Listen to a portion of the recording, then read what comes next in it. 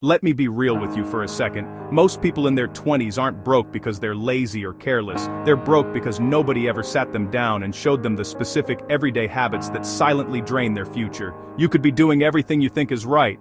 Showing up to work, paying your bills, not going completely wild, and still be setting yourself back by 5, 10, even 15 years financially, without even realizing it. That's the uncomfortable truth, and today we're going through the 5 biggest ones. Mistake number 1, lifestyle inflation. After your first real paycheck, you finally land that first decent job, money hits your account, and suddenly your brain starts doing math it's never done before. New apartment, new car payment, new wardrobe, because obviously you need to look the part now. New subscriptions because you deserve it after all those ramen years. This is called lifestyle inflation, and it's basically your spending growing as fast as, or faster than, your income. The reason it happens is simple.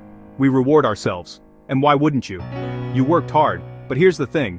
When your expenses eat your raise before you even feel it, you stay stuck at the same level of financial security even as you earn more.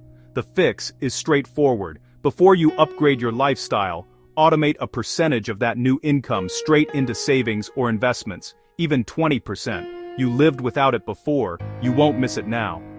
The stat that should stop you cold. Studies show the average lifestyle upgrade after a salary bump costs people over 40% of their raise within the first 3 months.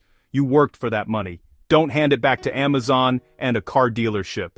Mistake number 2, waiting to invest, because I'll start when I have more. This one is sneaky because it sounds responsible. It feels like you're being careful, but it is one of the most expensive decisions you will ever make.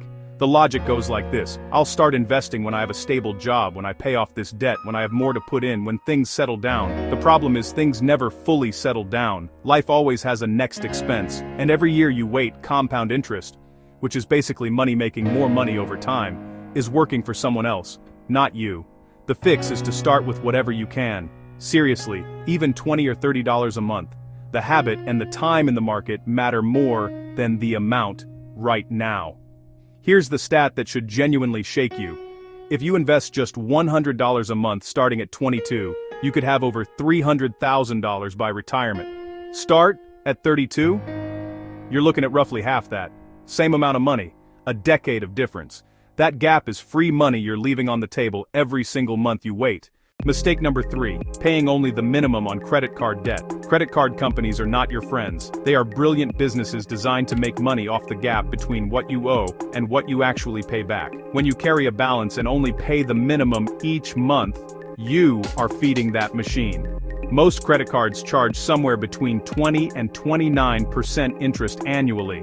That means a $1,000 balance that you minimum pay for a few years can cost you $2,000 or $3,000 in interest alone. The reason young people fall into this trap is that the minimum payment feels manageable. It keeps the account in good standing. It feels like you're handling it. But you're not paying down debt. You're mostly just paying interest. The fix is to attack the highest interest card first and pay as much above the minimum as you possibly can. Even $50 extra a month accelerates your payoff dramatically. The reality check. The average 20-something chip or mawajiu dirty. The average Sitsamam damobenthing chuthing carries over $3,000 in credit card debt. At a typical interest rate, paying only the minimum means you won't be debt-free for over a decade. Think about that the next time the minimum feels fine. Mistake number 4. No emergency fund. One crisis away from debt. Life is unpredictable. Your car breaks down. You lose your job. A medical bill shows up out of nowhere. These aren't worst-case scenarios. They're just Tuesday for a lot of people. Without an emergency fund, every single one of those moments sends you straight to a credit card or a loan, which means a temporary crisis becomes a long-term debt problem.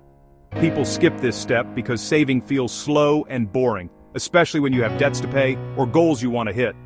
But an emergency fund isn't an investment, it's insurance. The fix is to build up 1 to 3 months of expenses in a separate account you don't touch, not $100. A real buffer. Park it in a high-yield savings account so it's at least earning something while it sits there.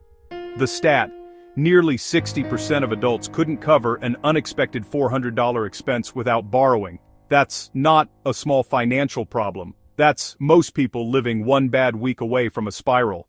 Mistake number 5, spending to look wealthy instead of building wealth. Instagram, TikTok, the group chat. We are constantly surrounded by people flexing their lifestyle, their trips, their fits, their cars, and there's this pull, this pressure to keep up, to not look left behind. So we spend.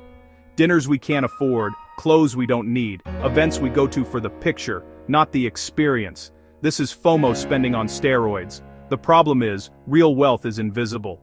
The people quietly building financial security don't look rich on social media because they're too busy actually getting rich.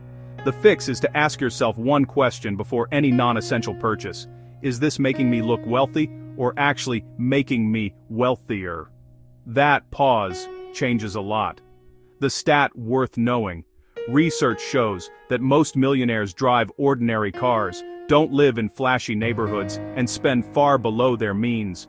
The image of wealth and the reality of it are almost always complete opposites. Here's the bottom line. None of these mistakes make you a bad person. They make you a normal person operating in a system designed to keep you spending and never saving. But now you know, and knowing is literally half the battle. Start with one fix this week. 1. That's all it takes to break the cycle. If you found this helpful, subscribe. We post simple money tips every week.